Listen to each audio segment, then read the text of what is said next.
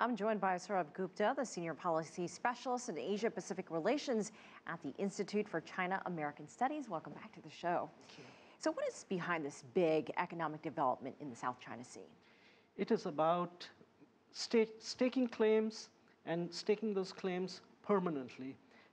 Most of these little islands and reefs out there are contested. There's a dispute over their sovereignty. One of the surest ways of staking your claim is by displaying effective control over that little territory.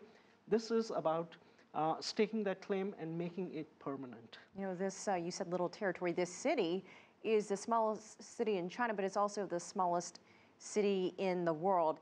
About 1,000 people live there. So what makes this population significant?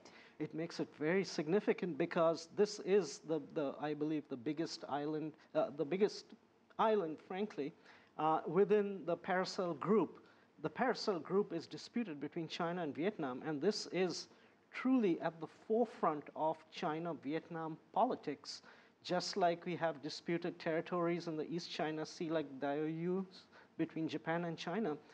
This is bang between Vietnam and China, and this is really the basis on which both countries can stir up nationalism, and nationalism can even lead to the point of conflict. And if you have people living there, I mean, 1,000 people doesn't sound like a lot, but it's 1,000 people living there every single day, going about their way.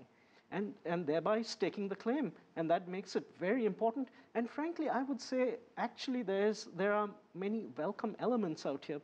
We have heard about in many of these little islands and reefs that they are being militarized. The more you can civilianize the functions out there, the better it is. And frankly, the more the countries can find arrangements where they cooperate even on these sovereignty issues, the better it is to ease tensions. So when it comes to, you know, what we're seeing here, we see movie theaters, shops, this one even has a hospital. What is more effective, the military buildup or the economic one? Of course, the military buildup is important from the point of view that the island needs to be protected, that it cannot be captured by another country. So essentially, you absolutely need the military to defend it. But let me get to one slightly separate but related point, and the point is this.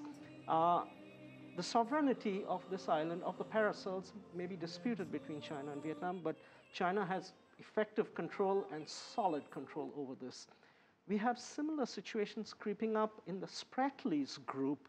Now, China has built out there too, and it is fully within its right to build on these islands and even civilianize them, except for one of the islands, which is actually not an island. It's called a low tide elevation, which is Mischief Reef, which has been found by the court, the Permanent Court of Arbitration, to belong to put it very simply, belong to the Philippines.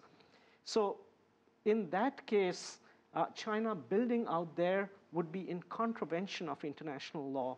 China building in the Paracels and on the other Spratly Islands where it has reclaimed land is perfectly within the law. So China is demonstrating its effective control and its claims in the South China Sea, which are very, very strong. All right, Sourabh Gupta, as always, thank you so much for your time.